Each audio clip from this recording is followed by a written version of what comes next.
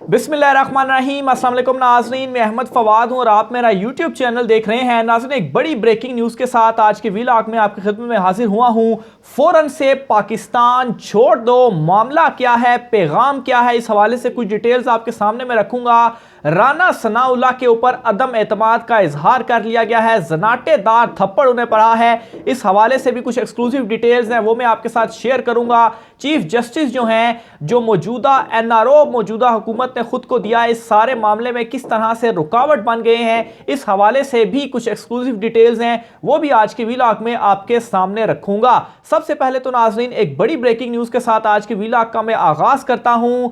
मरियम नवाज जो हैं वो लंदन रवाना क्यों हुई, अंदरूनी कहानी, असल मामला सामने आ चुका है। इमरान खान साहब के लॉन्ग मार्च के डर की वजह से मरियम नवाज पाकिस्तान से भागी हैं, लंदन अपने जो वालिद हैं उनके पास गई हैं और डर उनका ये था कि इमरान खान साहब का जो लॉन्ग मार्च है वो कामयाब होगा और अगर मरियम नवाज की मौजूदगी में इमरान खान का जो लॉन्ग मार्च है वो कामयाब होता है तो फिर उसके बाद जो उनकी ये डील और एनआरओ 2 उन्होंने दिया है, जाहिर सी बात है लॉन्ग मार्च की कामयाबी के बाद सब सफाया होगा और ये सारा जो एनआरओ 2 है ये फट जाएगा। तो इसके बाद मरियम नवाज का पाकिस्तान से निकलना माफ कीजिएगा, इसके बाद मरियम नवाज का पाकिस्तान से निकलना, पाकिस्तान से भागना जो है वो नामुमकिन हो जाएगा। इसलिए इन्होंने कोशिश की कि जल्दी से जल्दी खुद को सेव किया जाए और नवाज शरीफ ने क्या किया कि मरियम नवाज से कहा कि जल्दी से जल्दी तुम लंदन आ जाओ और इसी वजह से नैब की जानिब से भी आपने देखा होगा कि उन्होंने भी ये कहा कि हमें मरियम नवाज का जो पासपोर्ट है वो चाहिए ही नहीं, हमें इससे अब कोई काम नहीं। और जाहिर सी बात है नैब हुकूमत के अंडर आती है। तो बहरहाल मरियम नवाज जो है उनके भागने का, उनके जाने का मकसद ये था कि उन्होंने खुद को सेव करना था और साथ ही साथ नाजरीन इस बात का यकीन नवाज लीग को भी हो गया है कि इमरान खान अगर लॉन्ग मार्च लेकर आता है तो उसके लॉन्ग मार्च को कामयाब बनाने से कोई नहीं रोक सकता। उन्हें अपनी नाकामी के ऊपर खुद ही एतबार हो गया था और इस वजह से भी मरियम नवाज जो हैं वो भागी हैं और नवाज शरीफ ये भी नहीं चाहते थे कि मरियम नवाज की मौजूदगी में इमरान खान साहब का लॉन्ग मार्च हो। यहाँ तक कि आप देख लें कि जो ज़िमनी इलेक्शंस हैं 16 अक्टूबर से वो शुरू हो रहे हैं और नून लीग आपको बिल्कुल भी कंपेन करती नजर नहीं आएगी। कहां पर नून लीग के जलसे हैं? एक तो रीजन ये है कि वो अपने जलसों के अंदर, हलकों के अंदर जाने के काबिल नहीं है। लोग जो है अगर वो अपने हलकों के अंदर जाएं तो उन्हें जूते लगाएं। बहरहाल दूसरा तरफ मामला ये भी है कि उन्होंने इन ज़िमनी इलेक्शंस को मुलतवी करने की भी पूरी कोशिश की, लेकिन at the end Imran Khan साहब रुकावट बने और इमरान खान साहब ने इनका ये जो मंसूबा था वो भी नाकाम कर दिया। इसके अलावा नाजरीन इस लॉन्ग मार्च के कामयाबी का जो उन्होंने खुद ही इनडायरेक्ट इनकार किया है, राना सनाउल्लाह के ऊपर भी उन्होंने एक किस्म का अदम एतमाद का जो इजहार है वो किया है। राना सनाउल्लाह जिसे वो बड़ा दबंग समझते थे और कहते थे, वज़ीर दाखिला भी उन्होंने इसीलिए लगाया था, लेकिन अपने ही वज़ीर दाखिला को उन्होंने जोरदार ये तमाचा लगाया है अदम एतमाद उनके ऊपर करके कि भाई जितनी बड़ी तादाद में इमरान खान लॉन्ग मार्च में लोगों को लेकर आएगा तो राना साहब आप भी कुछ नहीं कर पाएंगे, आप भी इसे नहीं रोक पाएंगे। और वाकई आप देखेंगे कि नून लीग के अंदर से भी अब ये जो खदशात हैं वो सामने आना शुरू हो चुके हैं और नून लीग जिस तरीके से राना सनाउल्लाह के पीछे से हटी है तो वाकई राना सनाउल्लाह को जो इमरान खान साहब कहते हैं कि उन्हें छुपने की भी जगह नहीं मिलेगी अगर इमरान खान साहब अपना लॉन्ग मार्च लेकर आते हैं। मरियम नवाज को जो है वो कहा गया कि बस फौरन से आप पाकिस्तान छोड़ दें, फौरन से आप लंदन आ जाएं और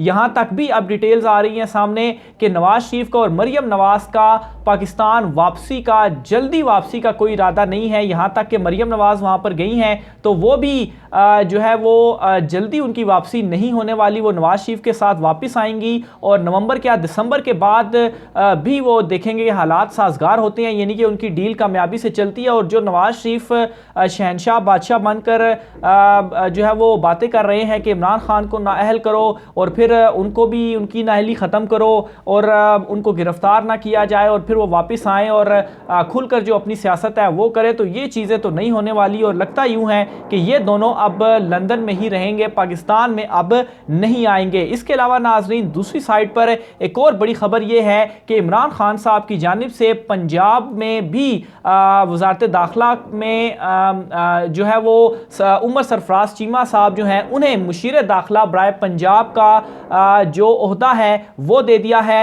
हाशिम डोगर साहब जो थे उनका जो इस्तीफ़ा है वो आया या उनसे लिया गया, या जो भी उनके ऊपर बड़ा क्रिटिसिज्म हुआ, बहरहाल वो मुस्ताफ़ी हो गए और बड़ी इंपॉर्टेंट ये तैनाती इमरान खान साहब की जानिब से की गई है। और उमर सरफराज चीमा जिस तरह से ये बतौर वो वक्त जब इमरान खान साहब के ऊपर एक मुश्किल का वक्त था और बतौर गवर्नर बनकर जिस तरीके से इन्होंने नथ डाली हुई थी पूरी इस इंपोर्टेड हुकूमत को, तो उसका सिला इनको अपनी वफादारी का जो सिला है वो भी मिला है और मुशीर दाखिला जो है वो इनको लगाया गया है। और इस वजह से भी लगाया गया है कि जो राना सनाउल्लाह जो रुकावटें अगर उनकी जानिब से क्रिएट की जाएंगी पंजाब में या कोई इस तरह का वो काम करते हैं, तो उमर सरफराज चीमा साहब जो हैं वो डटे रहेंगे। ऑलरेडी इस्लामाबाद को वफाकी दारुल हुकूमत को कंटेनरों का शहर बना दिया गया है। हज़ारों कंटेनर्स नाज़रीन तादाद बताई जा रही है कि वो इस्लामाबाद में जो दाखिली रास्ते हैं वहाँ पर रखे जा चुके हैं। और इमरान खान साहब जो ही ऐलान करेंगे तो ये सारा जो शहर है तमाम इसके दाखिली रास्ते बंद कर दिए जाएंगे। लेकिन इसके बावजूद भी ये जो लॉन्ग मार्च होगा इसमें आप ये ना समझिएगा कि कुछ हज़ार लोग होंगे और आप इमरान खान साहब को रोक लेंगे।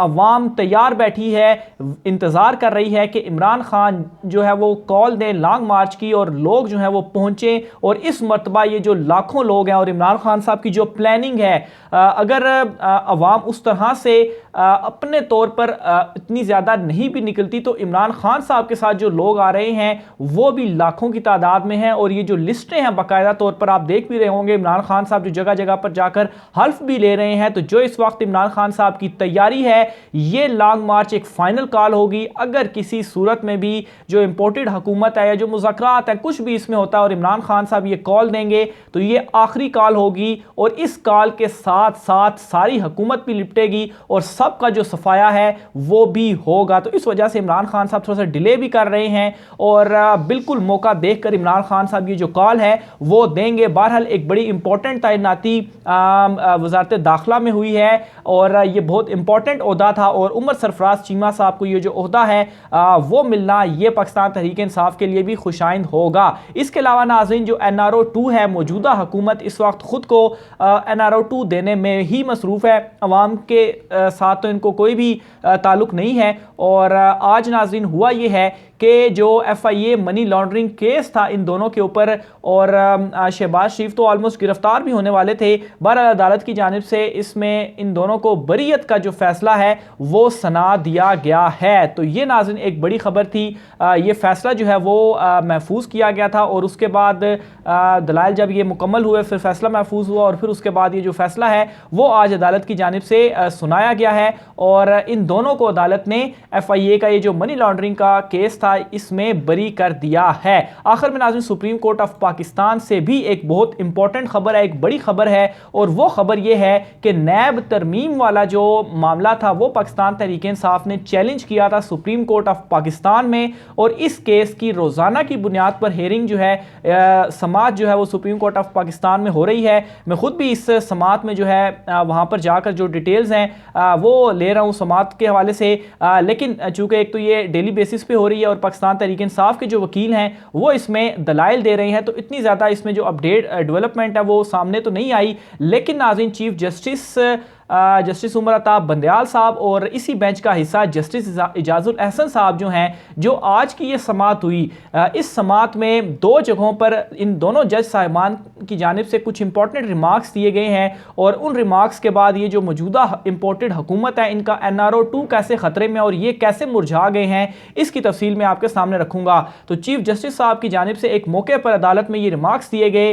कि आमदन से ज़ायद असासे पूरी दुनिया में जुर्म तस्वुर होते हैं आलमी मयार और मकामी कानून के तनाज़ुर में नैब तरमीम का जायज़ा लेंगे। तो ये बहुत इंपॉर्टेंट रिमार्क्स हैं। ख़ास तौर पर ये जो रिमार्क्स दिया गया कि आमदन से ज़ायद असासे पूरी दुनिया में जुर्म तस्वुर होते हैं, लेकिन नैब तरमीम करके इन्होंने खुद को NRO 2 जो है वो दिया। फिर इसके अलावा नाजरीन जस्टिस इजाजुल एहसन साहब जो थे उन्होंने भी समात के दौरान बड़े इंपॉर्टेंट ये जो रिमार्क्स हैं वो दिए और उनका ये कहना था कि नैब तरामीम से मुनज़्ज़म करप्शन को फ़रोग़ मिलेगा, मुनज़्ज़म करप्शन को फ़रोग़ मिलेगा।